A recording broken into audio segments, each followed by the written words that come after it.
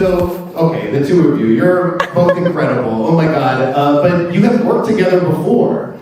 So, Whitney, you directed James's play, Miss Martha Washington at Steppenwolf. So, but James, this is the first time you have seen Whitney perform. That is correct. Yeah. What do you think? I loved it. I think you're absolutely a supernova. Thank you. It's unreal. Y'all, in case you missed that in the announcement, went from directing on Broadway right into performing this. Like, you are incredible. She wrote the music, wrote the script, performs it. Can I ask, what was she like as a director? Oh, Christ. She's a dream. She's caring. She holds the room with such a gentle but like specific and clear touch. You know where you're going at all times. Generous, so smart, like insanely smart, and just like fun. We do have a good time. We have a good time. Yeah. So, James, you did just win the Pulitzer for Fat Hand. Casual. Well earned. And that uses Hamlet as an inspiration. And then obviously this piece uses Macbeth as an inspiration to talk about Lady Macbeth. Yeah. Would you mind, like the two of you, just talking a little bit about the way Shakespeare, the way you might use him in his work as inspiration, but also perhaps as an antagonist in some ways? Or I would love to just hear the two of you kind of like just talk a little bit about how you view Shakespeare. Thank you all for staying. I'm also freaking out because my vocal teacher, Tom Jones, is here, and he is the reason why I can even do that and then sit here. Like, this man transformed my understanding of what my physical body could do. Love you. I think, I just can't shake it, the Shakespeare. I think I am one of those people that history is real. We're all living in a present that's kind of predicated off of many choices, decisions, actions, and things that came before us. And the bedrock of all of the stories we are told, once upon a time there was a princess and then there was a prince. You go see a Marvel movie, that's a ripoff of Henry V. Every story we kind of digest in the Western canon are these little offshoots of what happened 400 plus years ago. And so I'm just very curious about that. How could something written so long ago be so relevant? It sings so loudly to me when I read it. So I just can't let it go. And then, once unfortunately someone told me that I wasn't doing it right or I wasn't right for a certain role. And then I was like, what? And then like 12 years later, here I am. But there's something about that. Like, we are Americans. We're not even Brits. And we still think, everybody thinks they know what Shakespeare is. I'm going to be quiet in a minute. But everyone thinks they know what Shakespeare is, but none of us were there 400 years ago. Yeah. And so I think we all should be in it. And the stories are just so good. So it is a kind of love-hate, but mostly love thing for me. Hate mostly because of the way people wrap their arms around it and say, no, this is ours and it's not yours. But love because of the poetry and, again, what it does to the body. It's like such a sensation to do the language. Yeah. Yeah, I have a similar story. Like, I think we both went to MFA acting programs, and we were both like gone, I'm going to take Shakespeare and make it on my own. Mm-hmm. Because I think what happens, particularly when I was in graduate school, I think it's maybe a little different now. There is this like impulse in those teachers to tell the students of color or the marginalized students, like, there's something just off about, like, and it's never about like, your ability to interpret the language. It's always about like sound or some quality that is like who you are. Connected to who you are. So like when I got into the professional world, I would get auditions for Shakespeare and I'd say, I don't want to do it. Mm-hmm. I don't want to audition for that because I didn't feel like I had access to it. Mm-hmm. But I also love the stories. Mm-hmm. And like, what I love about taking Shakespeare and riffing on it, that's all he did. Those aren't his stories. Yeah, no, they're not. Like they're nary one of adaptations. them. Like, the history plays are definitely not his stories. Mm-hmm. And then all of the other ones come from extant stories that existed in the culture. Like, Hamlet is Cain and Abel. Mm-hmm. It's a brother kills a brother and it's not good. This is no different from like King, we can go back to King David. I use the Bible because it's like, the Bible is really old too.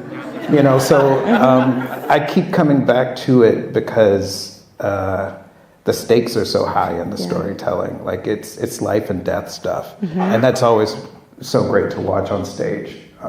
Yeah, so that's for me. And lastly, like, if you look at the kind of breadth of characters, it's mind-blowing. I mean, there's more diversity in terms of like class and who these people are in all of the canon than like your favorite television show. So it is like a never-ending, like there's no bottom to the well. You can, every time you read it, there's more for you to take. So, yeah.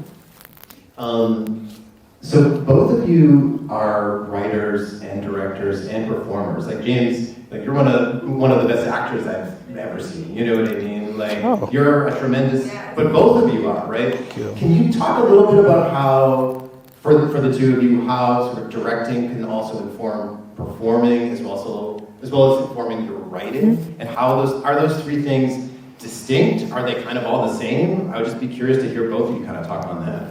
Yeah, I think for me, like the acting really informed me as a writer more than anything. Like it just drastically changed how I wrote. Because I kept coming in contact with these plays that were like, yeah, this wasn't written for an actor. I don't know who this is for. But it's not for someone to interpret for performance, right?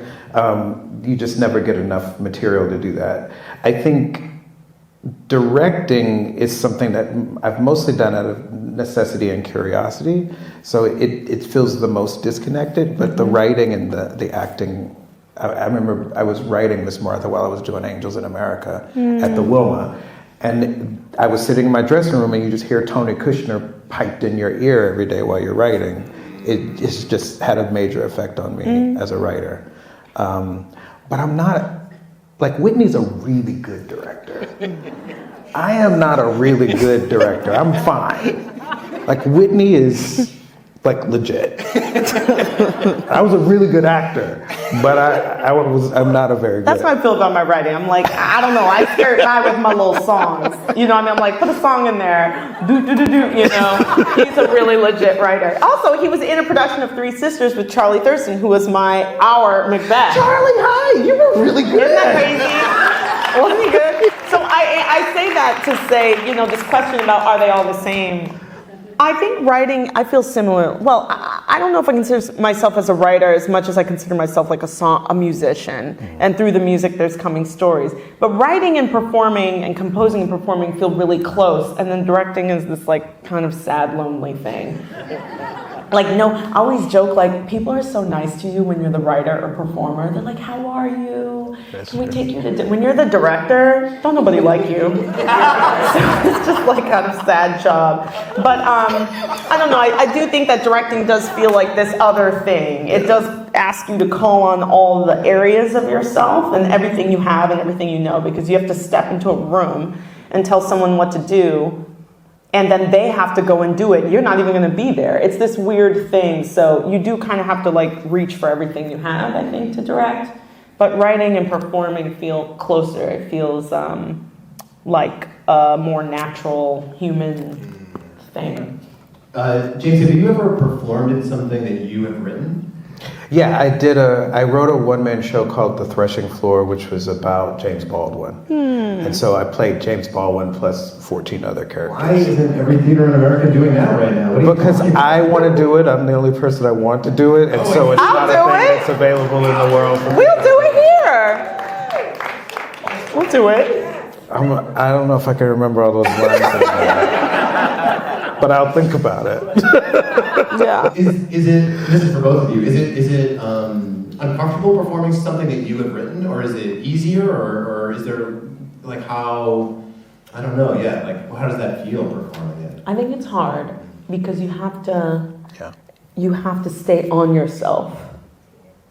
You know, you have to stay in there, and sometimes you have your critical eye on or your thinking eye on, and you're not really in there, but for me, I'm lucky I surround myself with people like you and Charlie and people who are like, hey, wake up, get in there, get on the horse. That's something I like to say, stay on the horse. So I think it's hard to perform something you wrote because you are your own judge and jury and in a way, and you've got to be very rigorous, and that can be hard. It's easy to cut corners. Yeah. So I think that aspect of it is challenging. I thought it was difficult because I didn't want to stop writing it. And so Yes. that's a problem for me, which is another reason why it's not being done, is because it's like not done.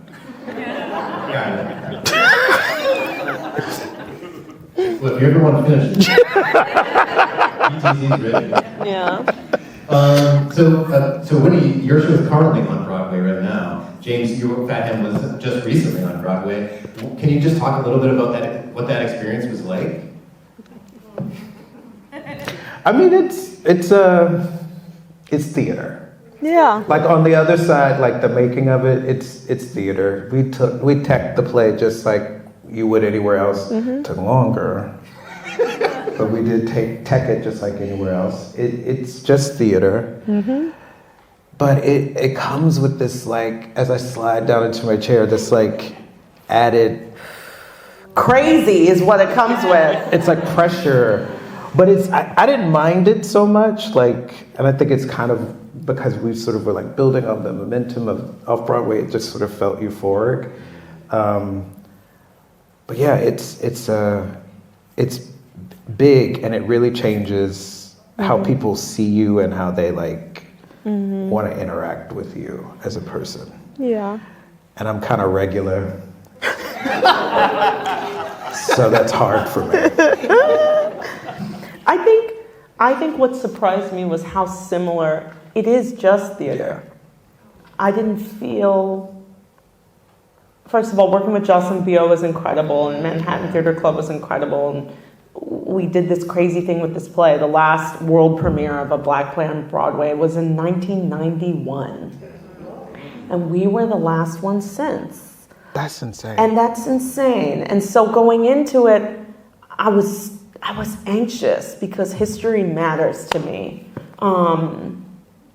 But then once we got into it, it was just another play. Day by day, bit by bit, a bunch of people coming together in this very precious time in the one lives we all have to make this thing happen. And I will say, like, the way my heart kind of bumps with pride about this play, it bumps the same way about that Broadway play, because it's just another moment to share story with people. I had a wonderful moment, though. My mother, she came, and Janice. my mom, Janice White, she came, and when she saw my name on the marquee, and when I saw what that meant to her, we're from Chicago. I have a fierce, single Black mother who gave me everything I have in this world. And seeing that moment for her was something I won't forget. Yeah. And you meet the historical moment, like, so beautifully. And if you have not seen it, you must see it. It is one of the most remarkable things I've ever seen. I'm not blowing That's smoke. how I feel about Fat Yeah, okay, one last question, and then we'll kind of open it up. Please, but yeah. I would love to hear both of you maybe just talk a little bit about the state of theater these days. Oh my gosh. And maybe a small Where'd question. that champagne bottle go that we had? But, but maybe I'll give you some time to think about it a little bit. But, we're in like a kind of a funny inflection point, right? We're coming out of COVID. I think there's been a lot of change and sort of tumult in a lot of ways, and a lot of turnover at different theaters. And I think we're all kind of like getting back into the habit, kind of coming back to the theater. And I'm curious, like, what sort of stories, resonate with people, and what stories resonate with the two of you, and where do you think the art form is going? Because, like, theater's never going to die, but I'm kind of curious just to kind of see, I don't know, what happens, and what are the plays, like, what are the new plays that are exciting, or even the classic plays that still resonate. Anyway, yeah. But I would love to hear the two of you just talk a little bit about it as, like, theater makers, and certainly, too, like, incredibly smart, intelligent people. Tyler. Well, that feeling in the room we all just had? It happened. It happened. It's like, every time I'm like, well, no one's going to come today, or, I'm going to fall on stage and Charlie will have to drag me off, or something horrible will happen. It's like a bunch of people come and you're together, and you're responding, and you're breathing, and you're all so different, and yet you're in the same moment in time, and we get to be together. And I'm feeling, oh God, am I going to cry? I feel like it's invaluable. It's priceless. it's worth risking my life. Before we had the vaccine, I was like, let's just try and do a play. Like, it's so special that I believe in it. I think that the business of it is a very, in an unfortunate state, but I think the answer is working here, working in DC, working in Boston, in Chicago. I think it's not New York that's going to revive the American theater all on its own. As much as I'm proud to be a New York artist and someone working there, I understand the privilege that brings me and how lucky I am, but that's not what's going to save us. It's writers from all over the country and musicians all over the country and us making plays in every city, as important as plays are in New York. I don't believe that one theater is better than the other. I hope I don't get blacklisted for that. Please hire me. I haven't paid off my student loans. But I don't believe that. And I think if we kind of let ourselves be equal and share the stories, your typical theater now in the country, pick a city, cannot afford to host its own season anymore. Yeah. So how are we going to have a season? We've got to do co-pros. We've got to share things. Things have to start getting shared. I think that's the answer. And as for the stories, I'll do any story, any play, as long as it can get that moment we just had. It was surreal to me. Yeah. It was very surreal. You guys were a wonderful audience, I have to say, also. There were a lot of different things going on in the audience, which is my favorite thing. Like, somebody was clapping and having a moment. I was like, okay, you have that moment, And then it's like, oh, are you a man? He said no. I was like, oh my God, And then there was a cluster over here, kind of quiet, but very with me and present. And then, it's a miracle. Theater is a miracle to me. You know? That's beautiful. Yeah, that's right. I echo all of that, and I would say, it's weird. I feel like story and what kinds of stories we tell, it's sort of wide open. Like, we sort of have pushed that door open. Like, the kind of story is really open for the theater. But what I think we need to be focused on, because you can see incredible story on HBO. Like, Succession is better than a lot of plays. I'm being serious. Oh, no, we're gonna fight. Just bear with me for a second. Okay. And it's because they raptured all of the playwrights out of the theater to Hollywood. So that's why those TV shows are so good. It's because they're all written by theater makers. Because we understand stories so completely, characters so completely. What we can do that TV and film cannot is offer people an experience. So I'll use Beyonce as an example. Who went to see Beyonce in here? I know that people saw her in here, right? Those tickets were not as expensive as a ticket to come and see a play here. And you get an experience when you go see that show. Live music when the pandemic came, pandemic is not over, but when things started to open back up, the concerts didn't feel the pinch the way the theater did. Yeah. Because they were offering real experience, real collective effervescence with other people. What is special about the theater is that it is a quick community. You are seated beside someone you probably do not know. And you are forced to be in community with that person in a really deep, intimate way. You're crying next to each other, you're laughing next to each other, you're and you're confused next to each other, whatever it is. And what that does is it builds the empathy impulse in us. Like, there's no mistake that democracy and Western theater sort of start at the same time, in the same place. Because theater allows you to rehearse what it means to be a citizen in the world. And so we have to build the space and the circumstances for people to have experience, which is what we had today. That's different from, well, Robert, I guess I'll go rustle up the hogs out back. Where's Sally? No shade to plays like that. But I do think Where's Sally? that the form...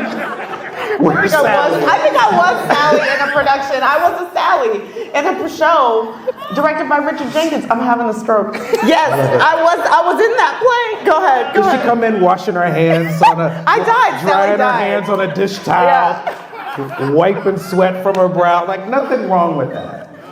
But you can watch that on TV and don't have to leave your house to do it. But you have to leave your house to have the experience that we had today. And it's worth it, you know? It's worth it. And that doesn't mean we can't have like plays where people, you know, talk about big ideas. We talked about really big ideas in this. And I bet you're gonna go home and talk to somebody about this. Tell people to come.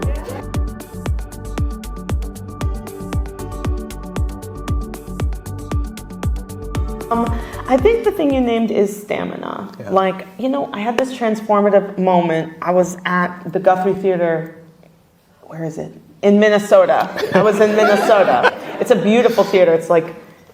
It's beautiful. And I was there, and we were in a show where everybody had to scream and cry and all these things. And the local, what's the NBA team of Minnesota? Thank you. The sportsman, the medicine man, like the sports, like when you get injured when you're playing an NBA game, they have doctors. He came and he watched a rehearsal because we wanted to be healthier. And he said this thing, he's like, I see you guys do all this stuff. You warm up, you soup yourselves up, and then you go so hard for this 1 hour, 2 hour, 3 hour, and then you walk off the stage into your lives. He's like, that's terrifying. He's like, the bulk of bad accidents and injuries that athletes get, it's in that moment when they're not being careful, when they're at 100, and then they step the wrong way. And so he was talking to us about methods of release and methods of protecting your muscle. And of course, my program at Brown Trinity taught me a lot of things, but I do believe like my whole body is like a muscle, and so is my mind. And so I just started really slowly. I also just like had a child. So like, I just started slowly, and I think the thing is you have to, it's not about me, that you just have to go slowly and just try more, and just try more. And you know, it's art, so when it's going well, which thanks be to God it has been, you want to do more. And I know I won't be in this moment of my life all the time, and my battery, you know, might go at some point, but I'm here now, and so I just do what I can to stay healthy, stay happy, and surround myself around people who help me be healthy and happy. That's something in our business that can be harder to do. Yeah, and this is my one shot, so I'm like, let me just try, you know?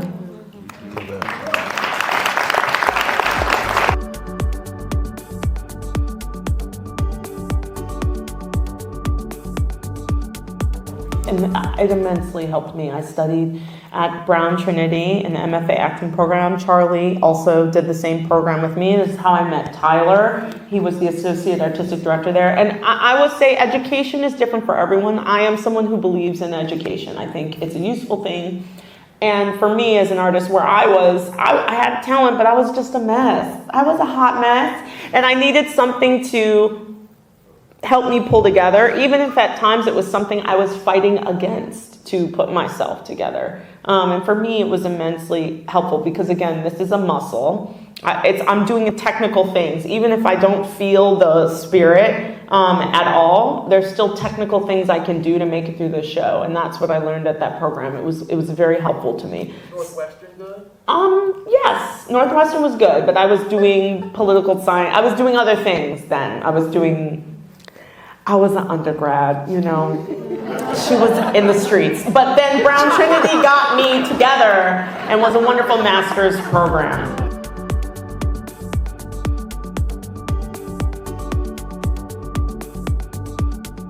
Yeah, I think so.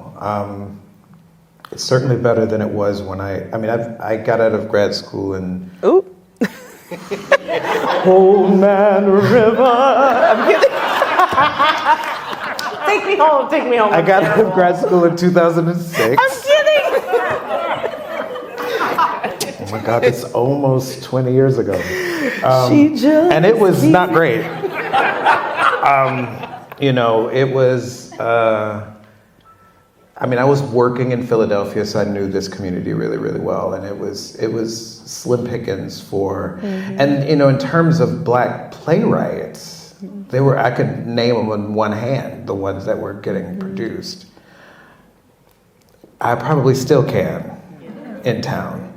Is that true? That's true. Maybe it didn't get better.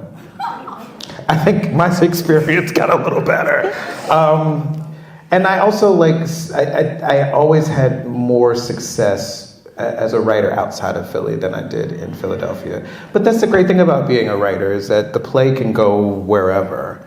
But I do think that there's been a shift, but I don't know has there been a shift? Am I telling myself that? No, I think there's been a shift. Okay, some things have not shifted, and people want us to say it has shifted, and it hasn't. Okay. But some things have, and I would say the reason I don't tell this story often, but I would have never started directing if there were more for me to do. Yeah. As an actor, I used to love being an actor. It was my passion. It's very true. And, you know, I could only be a whore, a kind of ghetto token, a mammy, or maid. I played so many maids.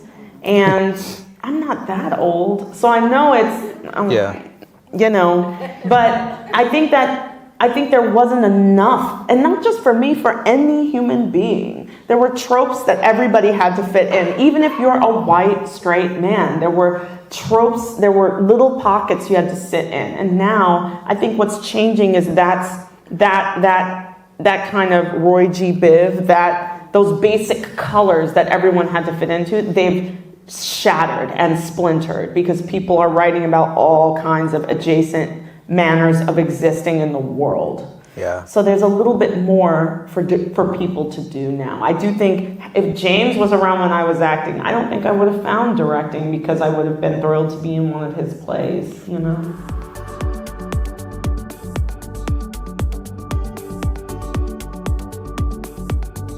I think we just all have to think a little bolder and braver about how we can make pockets and opportunities for people to come to the theater. And Tyler and Taibi are incredible, who've taken over this theater. You guys, you're in such good hands. But I know that they're thinking and they're asking this question rigorously. But it's going to take a lot. You know, I'll be quick. But there was a study that came out about like the status of I'm a nerd, you guys, sorry, of philanthropy in the country right now, and all these people were polled who are like millionaires now from the tech business, for tech industry, for example, and they're aged like 28 to 39, and it doesn't register to them anymore that they should be giving, that they should be a part of artistic institutions. Like the idea of what wealth was supposed to do in this country, even though there's a lot of mythologies with that too, it's shifted. So we are kind of in a cultural moment where it's like, how do we get in my own age group, across gender, race, religion, how do we get our age group to care about public engagement and civic engagement? And the arts are kind of part of that for me. This is a big societal question. We don't have bowling alleys anymore. People don't go to church. People are on the internet. So it's like, what are we all going to do? And it's a really hard thing. But I will say, I feel the love in Philly, and it's growing bit by bit. And even though there are empty seats, I wouldn't want to be anywhere else. And I think the short of that answer is we just have to keep having, maybe you have to hire me again or something, you know? Yes. Hire me. I think that is all true. I also think that there's something in the culture of the theater that makes people feel like they don't have access to it. Yeah. And I don't think that doesn't have to do with access to the actual ticket itself. It's like for example, I'm 42 years old, and I've been in theater at my grand old age and laughed very loud and had a person turn around and shush me. Yeah, at my own show. Yeah. So like that culture persists. Like we still have this sense of there is a way to be inside of a theater. And if you don't fit in, like I always talk about competency. There's this really great sociologist I love, Tracy Cotman McMillan. She's got an incredible essay called Dying to be Competent, where she talks about her experience in a hospital. She talks about how narrow the span of humanity that a hospital actually physically fits. If you look at these seats, there's like, no shade to the seats, you didn't pick them. But like, theater seats are not designed for people who we would consider obese, for example, who would want to come to see the theater. They're not even designed for people who have disabilities. Yeah. So like that kind of infrastructure, the physical space itself is hostile to a segment of the population. Then you add to that, there's a particular way that one is supposed to behave inside of a theater, and if you sit outside of that, that's also a problem. So making sure that the invitation is come, come, come, and when you get here, you can be your true, authentic self, and we will learn how to be in community with you, with your loud laughing, with the way that you may talk back to your hearing aids, with your whatever you need. Somebody tonight, when he said, "Am I a man?" and somebody said, "No." That's what they did in Shakespeare's time.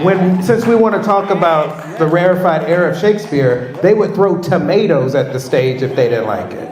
So like, there was once upon a time a culture where theater was electric and was about the experience, and it was about being in community with people and looking at a moral lesson or a spiritual lesson and going, oh, great, I can lead a better life. I don't have to kill my children to get back at my husband. Medea did it, didn't work out great. I don't have to do that. We don't have that. What a reference. That really sent me. I said, oh. But that's what it is. That's what it is. That's what it is. Not supposed to kill your kids. So I was looking at the married couple in this, and I was like, I've always been taught that the Scottish king and queen, I just refuse to say that word in a theater, are the best married couple in Shakespeare. And I was like, I don't think they are. I think it's Lady Percy and Hotspur. Oh yeah, they're hot. They get along. They have great sex and they argue. So you know that it's a good marriage. Anyways, we're working on it. Thank you for that. Yes, thank you.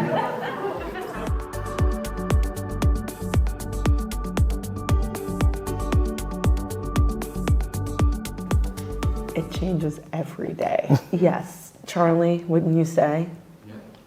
It's wild. And I think all I know is when I read that Scottish play, I heard women I knew. Even, I'm from the Midwest, even the most sweet, plain and simple housewife that was at Sunday church with me wanted things that she couldn't have. So does Tina Turner. And that's what I heard when I read the play. And at first it was just me kind of crazily at a piano, red run, and then I convinced my colleague to play the guitar with me, and there still wasn't enough. And then I was like, I need a man, I think, because this woman's butting up against this man. And then there were no witches until 2 years ago. And so now, Charlie and I are talking often because we're working on 4 more of these couples. God bless them. These poor heterosexual couples. Who else are you working on? Can you tell us? Romeo and Juliet. Amelia and Iago. I love that. That's a dark one. That's a dark one. Amelia, you don't know who she is, but that's Iago's wife, who he kills.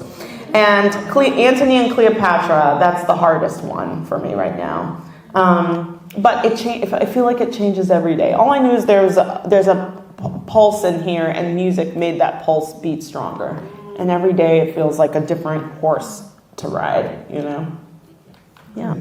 Let's give it up for Whitney.